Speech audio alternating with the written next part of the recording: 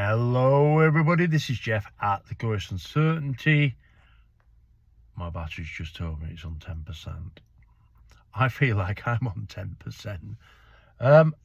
Well, today's bet. I hope some of you got 5 places, because you'd have got the other one in as well, wouldn't you? So we've got, out of the 4, we've got 3 in the first 5.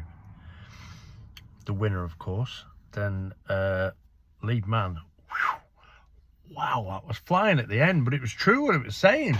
What we discussed before, that actually happened. But I shouldn't sound so mad, should I? Really? Because that was the whole point of the prediction. And then with the winner as well, it was just stalking, as we said, stuck behind the one that had gone for the front, and then just came back through at the end. But lead man was really impressive. The other one, I can't remember its name. What was it? Glory something, I don't know. That came 5th. That was stuck behind quite a few horses for a long time. It would have got a bit closer, I think. But anyway, got 5th. I hope somebody got that. I'm not going to count it, you know. So tonight we have Hamilton 9 o'clock. We can have a crack at this. Again, I'm just going to read it from my scripting that I've done. So quick race breakdown and betting advice. Now, this Hamilton Mile has turned into a really interesting tactical handicap after those pesky non-runners, which we do have a couple of non-runners, which changes quite a few things. The key to the race is the historical renewal evidence. Now, there's a big difference, but I'll get to that in a minute. I'm jumping ahead of myself. We're not using broad Hamilton pace stats here, because this specific race at this specific time of year repeatedly shows leaders often weaken late. You get that? While tactical, efficient stalkers and midfield survivors survive best. So what you'll get is, if you check your renewals, those renewals are all specific to this time of year, right? If you get a generic Hamilton 1 mile study, class 6 or whatever, they're done all over the year. They're not specifically done for this time of year. And of course, the way horses race can change as it gets warmed up. Some might not like it. But this time of year, we've done it specifically, the research with the renewals, because it just makes it a fuller, more comprehensive study. That's what I'm trying to say. Anyway, so that keeps bringing it back to one horse. That's what I've just said about the tactical efficiency stalkers, which is Perfidia. Perfidia is the favourite. It was 3-1, but I mean, it's 2-1 now. I think there's a bit of 9-4 about, but again, I'm going to settle at SP. But that could be because there's 2 non-runners, now brings it down to 8 horses. So anyway, the horse has the strongest complete profile in the race, strongest overall matrix, that's its own profile against the other profiles, tactical adaptability with pace changing, handles the likely race shape, and doesn't need a perfect setup. It doesn't. There's a few pretty rubbishy horses in there, but there's one that could give us a bit of a surprise as well. This is the cleanest win profile in the field. Now, the interesting each way angle is #notions. The drift in the market has made the horse more attractive again, especially with the firms obviously paying for the 3 places.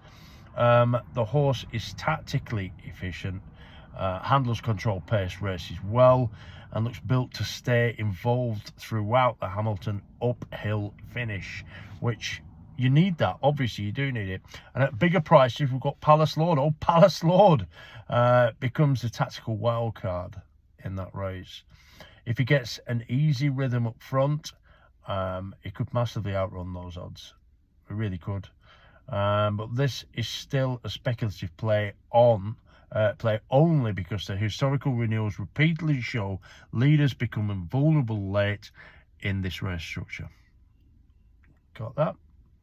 So, professionally again, from 100-point bank, Perfidia, we're going 3-point win on Perfidia, will be about 2-1, 9-4. But like I said, I'm going to settle at SP, so it doesn't make any difference. Hashtag Notions, 1 point each way, and 0.5 point win saver on Palace Lord. I know, but one of these bigger price ones will come in, and they do give it a big boost. They give the bank roll a big boost, so that keeps total exposure controlled, because this is still a class 6 tactical handicap with enough pace, uncertainty to avoid overcommitting the bankroll. We don't want to do that. Our final thoughts are: most likely winner is Perfidia. Best each way structure horse, that's hashtag Notions. Best outsider with tactical value, that's Palace Lord. That's it. Good luck if you are playing. I'll speak to you tomorrow. And you know, before I was complaining about there were so few 4-year-old races today. Have a look tomorrow. Oh dear, there's loads of them.